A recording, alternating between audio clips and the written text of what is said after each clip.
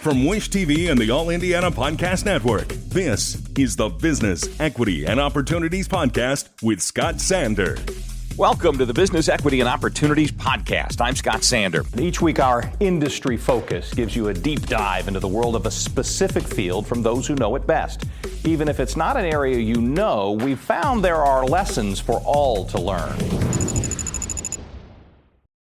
Every business is unique and has a target audience. If you own or manage a business, Circulus Digital Media can help you connect and grow your customer base with turnkey digital solutions that are nimble, offering best-in-class results, service, and support to reach a bigger customer base, allowing you to pinpoint a specific audience down to the smallest details. Get outside the city, the state, span the globe. Put Circulus Digital Media to work for you. Get started now at circulusdigital.com. That's circulusdigital.com. TOC Detroit is probably the only design-focused historically black college in the U.S. And so it was important for us to reopen a college that was actually originally founded here in Indianapolis in 1928 by an amazing woman by the name of Dr. Violet T. Lewis. She opened a college called Lewis Business College with the simple idea of how do you empower black women to become secretaries in corporations. And this is in the late 20s. And she felt it was important to teach these women the secretarial skills they needed to have other employment opportunities. It did extremely well here in the city, so well that the city of Detroit asked her to open a second location in 1939, and she repeated history that she did here, where some of the first black office employees for like Michigan Bell and GM and Ford were all graduates of, at that time called Lewis College of Business. I was made aware of the college in 2021 by a former alumnus who lives in Detroit. I had my own design academy in Portland, Oregon, after retiring from being in the footwear industry for a few decades. Opened my own design academy called Pencil, and that was really the first design school really in the world that taught footwear design. And so we also paused in 2020 because of obviously everything else pausing in 2020.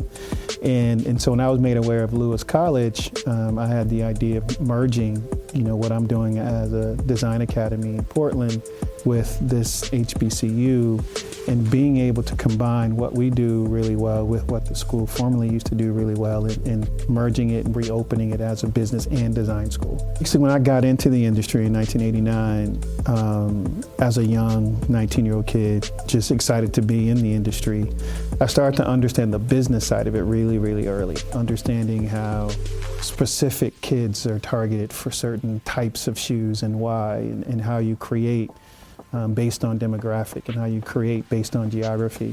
But I also discovered that these kids also have or could have other aspirations besides just being consumers of products. They're talented enough to maybe even pursue their own brand one day. And so as I continued through the industry and moved on to Jordan Brand and at Nike and being able to be at the biggest footwear company in the country, I figured, hey, I was able to be on the inside and I got all the answers to the test, right? And so if I could start to share all the answers to the test to these kids, then now they have a choice.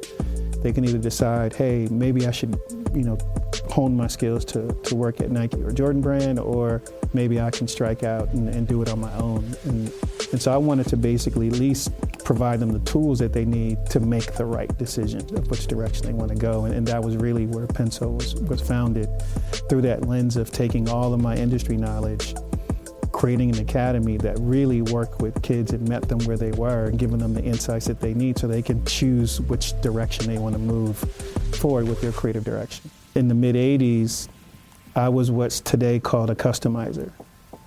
So in the 80s, though, I did it out of necessity, because in the 80s, you can buy whatever color sneakers you want as long as they were white, or white-black.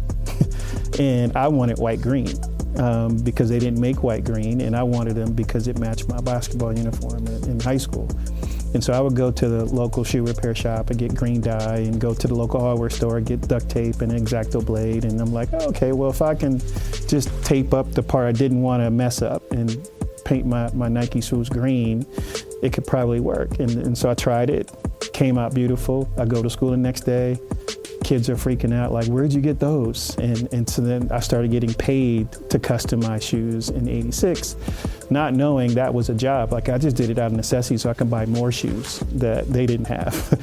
And so now today, that's a job. Like, there's people that get paid thousands of dollars a shoe to customize something for, whether it's celebrities or athletes, entertainers, or just friends, and so that simple idea of taking an existing object, applying your creative talents to it, and then reselling it to someone, or someone actually contracts you to do that for them, that's just another vehicle to live out your artistic vision, right?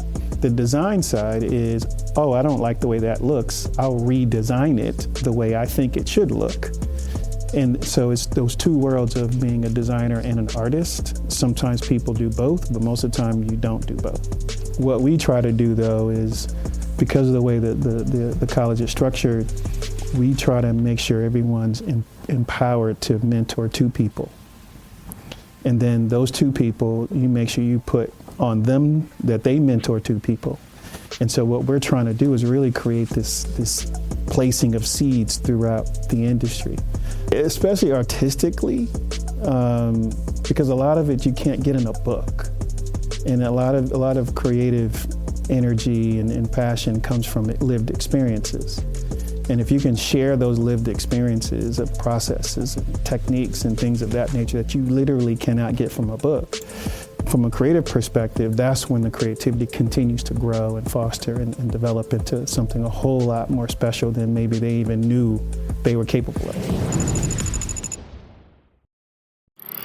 Our thanks again to all the contributors who joined us for this episode of the Business Equity and Opportunities podcast. We hope you found it enlightening, useful, and inspiring. You'll find more information about the show on our website, BEOshow.com. You can watch Business Equity and Opportunities Sunday mornings at 10 on Wish TV or live stream it through wishtv.com.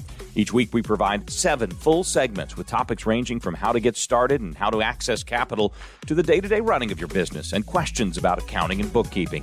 We feature business news and trends and always share a success story from one of our contributors. Join us next time for more insights into the world of small business. Be sure to sign up for our Business Equity and Opportunities newsletter to get even more valuable, up-to-date information. And if you have any questions or you'd like to be part of our show, please email us. The address is beo@wishtv.com. We'd love to hear from you. I'm Scott Sander. Thanks for listening. Watch the Business Equity and Opportunities show on Wish TV and access all of our content and share it on demand anytime at BEOshow.com. You can find more podcasts from Wish TV on the All Indiana Podcast Network at allindianapodcastnetwork.com.